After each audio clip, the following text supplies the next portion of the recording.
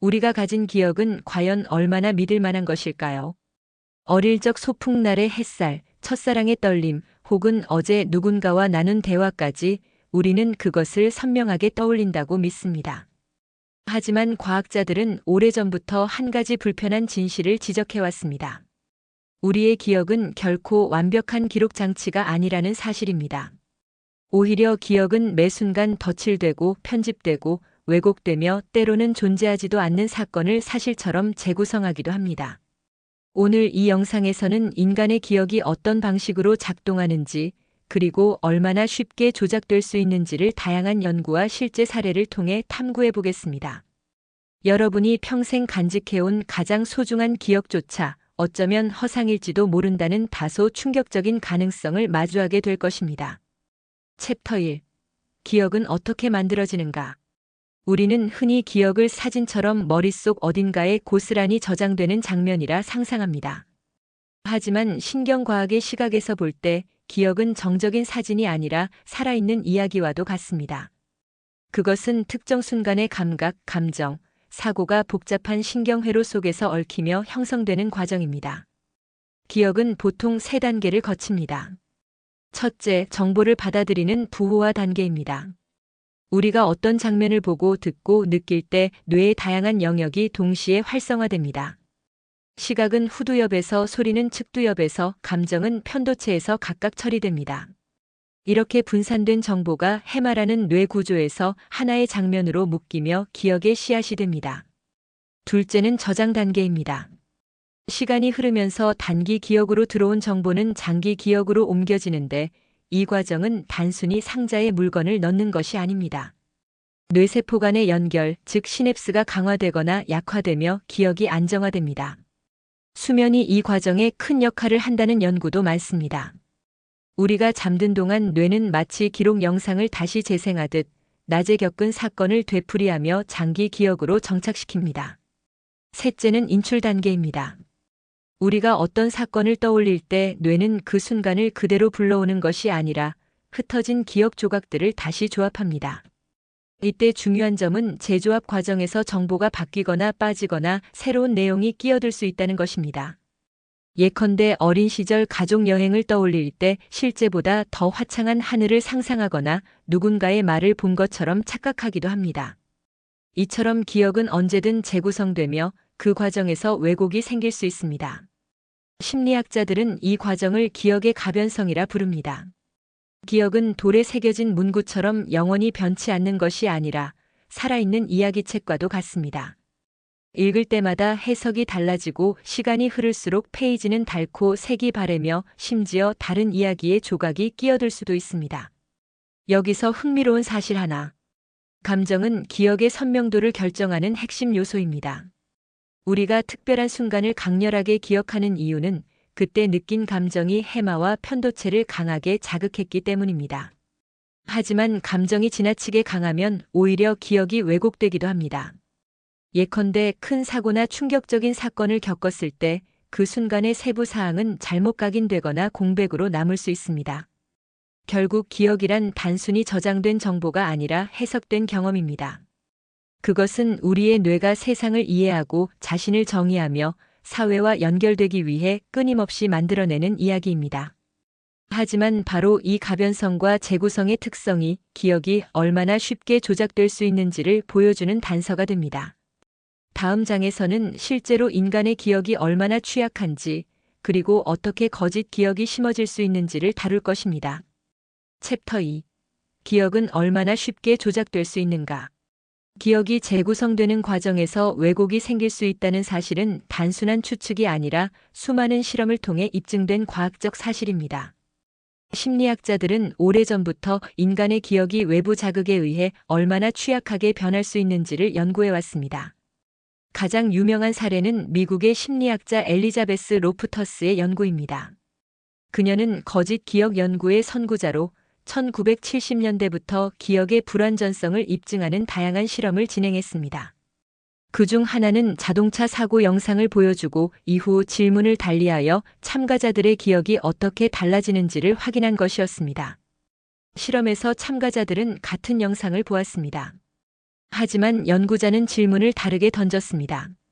차들이 부딪혔을 때 속도가 얼마나 됐습니까?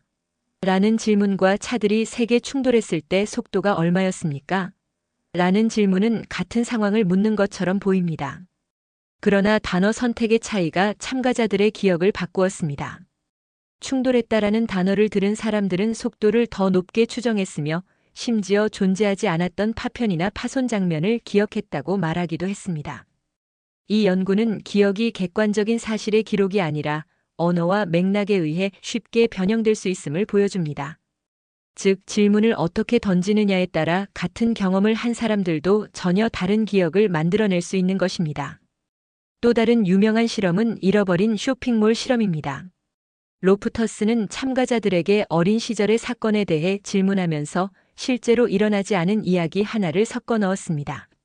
어렸을 때 쇼핑몰에서 길을 잃은 적이 있다라는 가짜 기억이 그것입니다. 놀랍게도 많은 참가자들이 처음에는 부정했지만 시간이 지날수록 점차 그 사건을 실제로 겪었다고 확신하게 되었습니다. 일부는 당시 쇼핑몰의 분위기, 주변 사람들의 얼굴, 부모가 자신을 찾던 장면까지 구체적으로 묘사했습니다. 이는 인간의 뇌가 외부에서 주어진 정보를 자신의 기억 속에 자연스럽게 편입시켜버린다는 사실을 극명하게 드러낸 사례입니다. 법정에서도 기억의 조작 가능성은 치명적인 문제로 드러납니다. 목격자의 증언은 종종 결정적인 증거로 사용되지만 연구에 따르면 목격자의 기억은 놀라울 정도로 쉽게 왜곡됩니다. 실제로 미국에서는 잘못된 목격자 진술 때문에 무고한 사람이 수십 년간 억울하게 복역한 사례가 적지 않았습니다. DNA 검증이 가능해진 이후 밝혀진 무죄 판결들 중 상당수가 바로 잘못된 기억에서 비롯된 증언 때문이었습니다. 기억은 또 반복을 통해 강화되기도 하지만 이 과정에서 사실과 왜곡이 함께 굳어질 수 있습니다. 예를 들어 누군가가 특정 사건을 여러 차례 회상할수록 실제로는 존재하지 않았던 디테일이 점차 사실처럼 덧붙여질 수 있습니다. 가족이나 친구와의 대화에서도 비슷한 일이 일어납니다. 서로의 기억을 교환하며 이야기를 나누다 보면 어느새 상대의 기억이 자신의 기억 속으로 흡수되기도 합니다. 결국 시간이 흐른 뒤에는 누구의 기억이 원래 것이었는지조차 알 수 없게 되는 것이죠. 이처럼 기억은 단순한 뇌 속 데이터베이스가 아니라 주변 환경과 언어, 타인의 말, 심지어 사회적 분위기까지 끊임없이 영향을 주고받는 유동적인 이야기입니다. 그리고 바로 이 유동성 때문에 우리는 우리가 믿어온 기억조차도 의심해야 할 필요가 있습니다. 다음 장에서는 기억 조작이 개인의 삶과 사회에 어떤 영향을 미칠 수 있는지, 그리고 그것이 심리적 사회적 차원에서 어떤 파장을 가져오는지를 살펴보겠습니다. 챕터 3. 기억 조작이 개인과 사회에 미치는 영향. 기억이 조작될 수 있다는 사실은 단순히 학문적인 호기심을 넘어 우리 삶과 사회 전반에 깊고도 심각한 영향을 미칩니다. 인간은 스스로의 경험을 토대로 정체성을 세우고 타인과의 관계를 형성하며 사회를 운영합니다. 그런데 그 경험이 사실이 아닐 수도 있다면 우리의 삶은 어디까지가 진짜이고 어디까지가 허구일까요? 먼저 개인 차원에서 기억 조작은 자아 정체성에 직접적인 흔들림을 가져올 수 있습니다. 우리는 누구나 자신의 과거를 되새기며 나는 이런 사람이다라는 이야기를 만들어갑니다. 그러나 그 기반이 되는 기억이 변질되거나 외부의 영향으로 왜곡된다면 자아의 일관성이 깨질 수 있습니다. 예를 들어 어릴 적 가족에게 사랑받았다고 믿었던 기억이 사실은 과장되거나 조작된 것이라면 그 사람의 현재 인간관계와 자존감은 근본적으로 달라질 수 있습니다. 반대로 존재하지 않았던 학대 경험이나 실패 경험이 심어진다면 그 기억은 실제보다 더 큰 상처와 공포를 만들어내며 개인의 삶을 제한할 수 있습니다.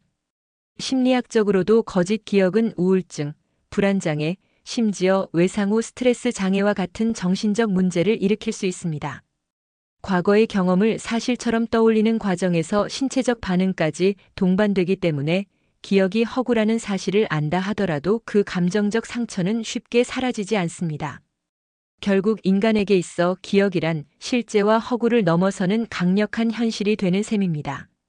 사회적 차원에서는 상황이 더욱 복잡합니다. 개인의 기억은 종종 집단의 역사와 연결됩니다. 국가, 공동체, 가족은 모두 구성원들의 기억을 모아 하나의 서사를 만듭니다. 그러나 이 과정에서 특정한 집단이나 권력이 의도적으로 기억을 조작한다면 집단 전체가 왜곡된 역사를 공유하게 됩니다. 역사 교과서의 서술 방식, 미디어 보도의 선택적 강조, 정치적 선전 등은 모두 사회적 기억을 형성하는 도구가 될 수 있습니다. 대표적인 예는 전쟁이나 독재 정권 시기의 기억 왜곡입니다. 권력자들은 자신들에게 유리한 사건만 기록하고 불리한 사건은 지워버리려 합니다. 시간이 지나면 사람들은 실제로 일어난 일보다 가공된 이야기를 더 진짜처럼 받아들이게 됩니다. 결국 사회 전체가 사실과 다른 기억 위에서 운영될 수 있고, 이는 세대가 바뀌더라도 이어지는 집단적 착각을 만들어냅니다. 법과 정의의 영역에서도 기억의 불완전성은 심각한 문제를 일으킵니다. 목격자 진술에 의존한 판결이 잘못된 결과를 초래하는 경우는 앞서 언급했듯이 수없이 많습니다. 무죄인 사람이 억울하게 복역하는 동안 진짜 범죄자는 자유롭게 사회를 돌아다니게 됩니다. 이처럼 잘못된 기억은 개인의 삶을 파괴할 뿐 아니라 사회적 신뢰 체계 전체를 무너뜨릴 수 있습니다. 나아가 현대 사회에서는 기술의 발달이 이러한 문제를 더욱 심화시킬 가능성이 있습니다. 인공지능, 가상현실, 뇌과학의 발전은 인간의 기억을 재구성하거나 심지어 인위적으로 삽입하는 가능성을 열어놓고 있습니다. 가까운 미래에 누군가가 의도적으로 특정 경험을 심어넣거나 반대로 중요한 기억을 지워버릴 수 있다면 개인의 자유와 사회의 진실성은 어디까지 지켜질 수 있을까요? 결국 기억 조작은 단순히 과거를 왜곡하는 문제가 아닙니다.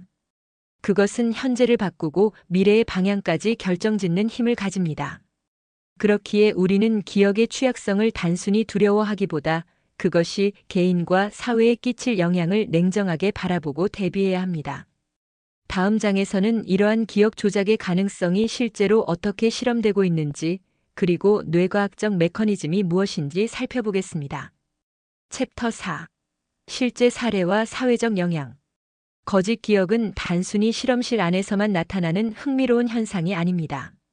그것은 우리 사회 곳곳에서 실제 문제로 드러나며 때로는 한 사람의 인생을 송두리째 바꾸기도 하고 더 나아가 집단과 사회의 운명을 좌우하기도 합니다. 법정에서 목격자의 진술은 종종 결정적인 증거로 받아들여집니다. 하지만 연구에 따르면 목격자의 기억은 충격적인 사건일수록 더 왜곡되기 쉽습니다. 실제로 미국에서는 잘못된 목격자 증언 때문에 수십 년간 억울하게 수감 생활을 한 사람들이 DNA 재검증을 통해 뒤늦게 무죄를 선고받는 사례가 이어졌습니다. 범행 당시의 상황을 직접 보았다는 증언조차 사실은 잘못된 기억에서 비롯된 것이었던 것입니다. 이처럼 기억의 불완전성은 법의 정의를 뒤흔들고 누군가의 인생을 돌이킬 수 없게 만듭니다. 사회적으로도 기억은 종종 권력의 도구가 되곤 합니다. 역사적 사건을 바라보는 시각은 시간이 지나면서 달라지고 특정 집단의 의도에 따라 선택적으로 기록되고 강조되기도 합니다. 한 세대가 지나면 사람들은 실제 사건보다 교과서와 미디어를 통해 전달된 이야기, 즉 가공된 집단 기억을 더 진실처럼 받아들이게 됩니다. 이러한 기억의 왜곡은 사회적 갈등을 낳기도 하고 때로는 집단 정체성을 형성하는 기반이 되기도 합니다. 더 흥미로운 것은 집단 차원에서 공유되는 잘못된 기억 현상입니다. 대표적인 것이 이른바 만델라 효과라 불리는 현상입니다. 다수의 사람들이 실제와 다른 기억을 공유하는 경우인데, 예컨대 특정 영화 속 대사가 존재하지 않음에도 불구하고 모두가 그 대사를 기억하고 있다거나 역사적 사건의 연도가 다르게 기억되는 경우가 이에 해당합니다. 이는 우리의 기억이 얼마나 외부 정보와 상호작용하며 재구성되는지를 잘 보여줍니다. 또한 광고와 마케팅 역시 기억 조작을 적극적으로 활용합니다. 소비자들이 특정 제품과 긍정적인 경험을 연관지어 기억하도록 설계하고 때로는 실제보다 과장된 이미지를 주입합니다.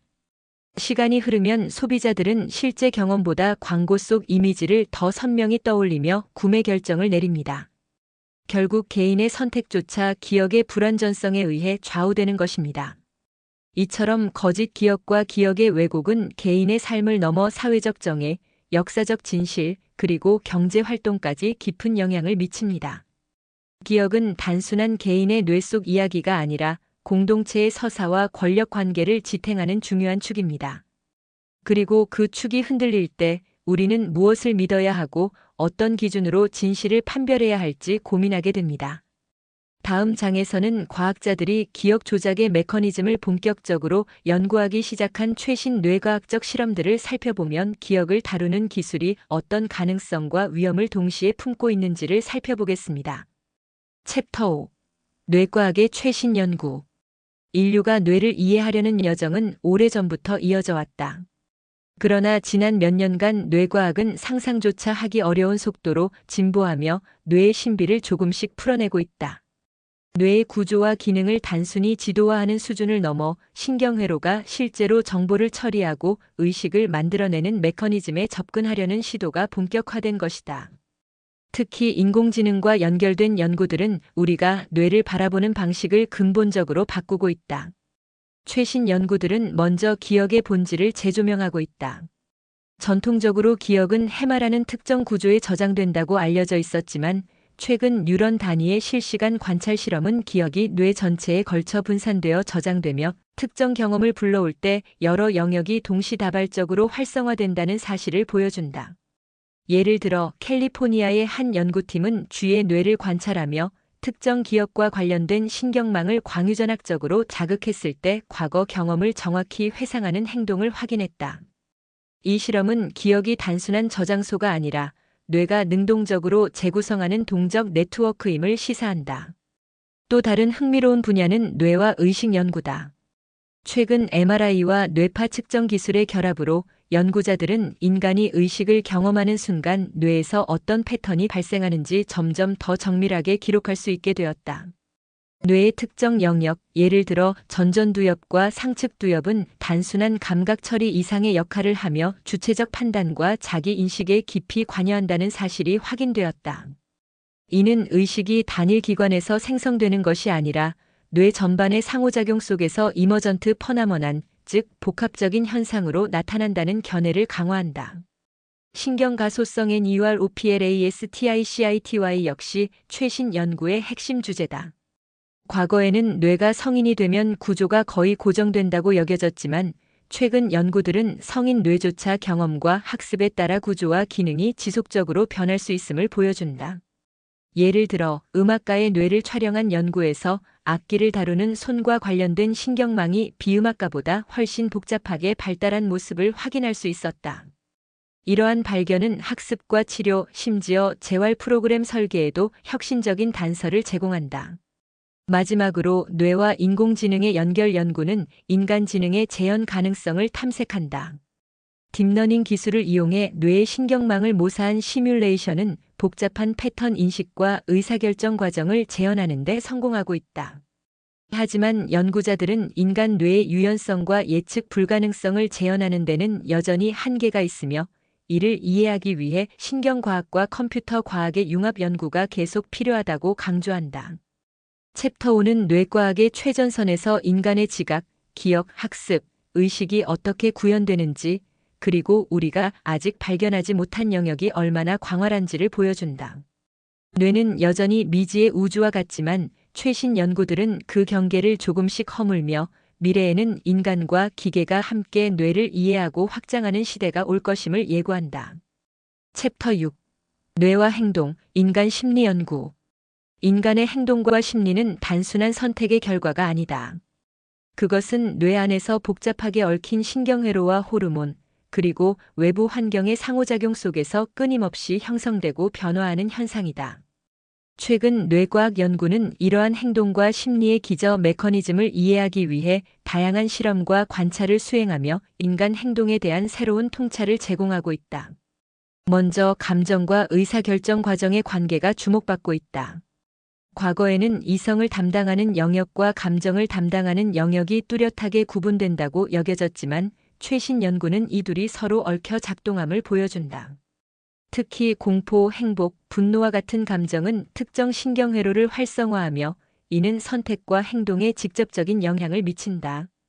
연구팀들은 뇌 영상 기법을 통해 사람들이 위험을 평가하고 결정을 내리는 순간 감정과 이성이 동시에 활성화되는 모습을 관찰했다.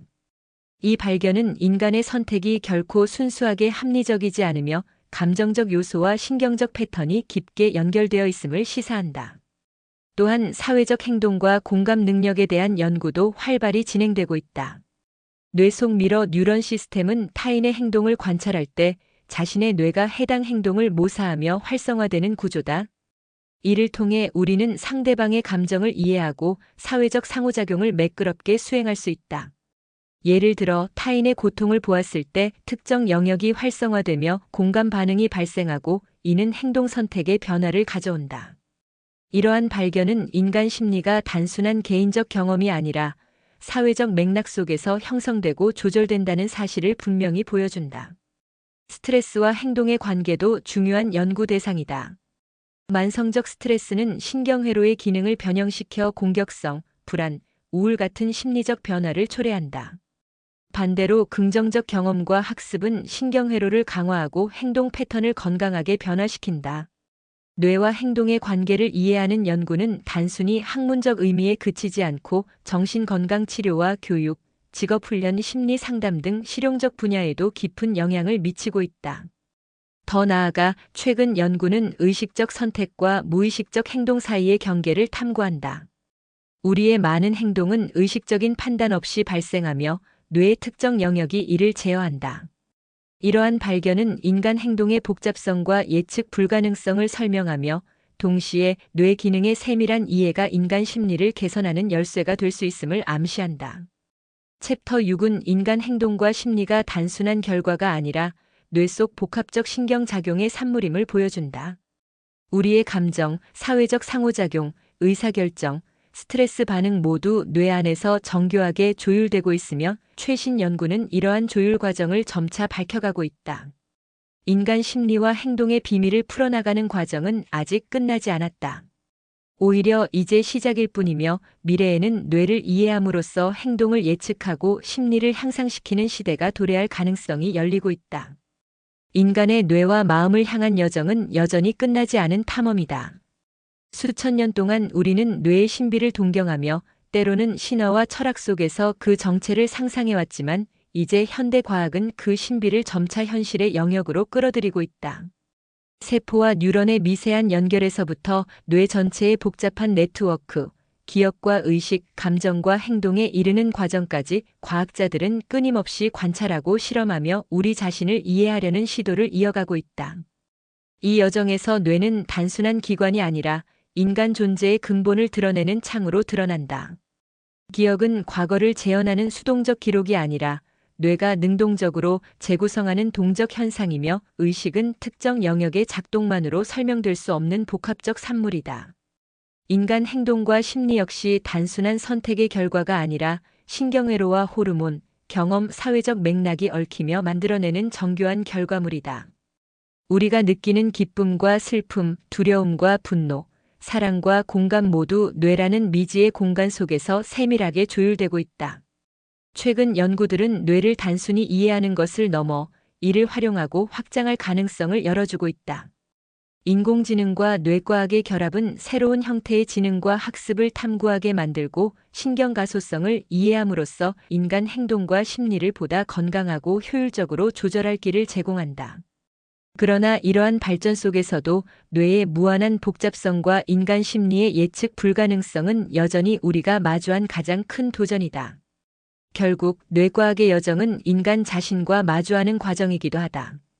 우리의 기억, 감정, 선택, 행동 하나하나가 신경망 속에서 정교하게 연결되어 있음을 이해할 때 우리는 스스로를 보다 깊이 이해하고 나아가 다른 사람과 세계를 바라보는 시각도 새롭게 확장할 수 있다.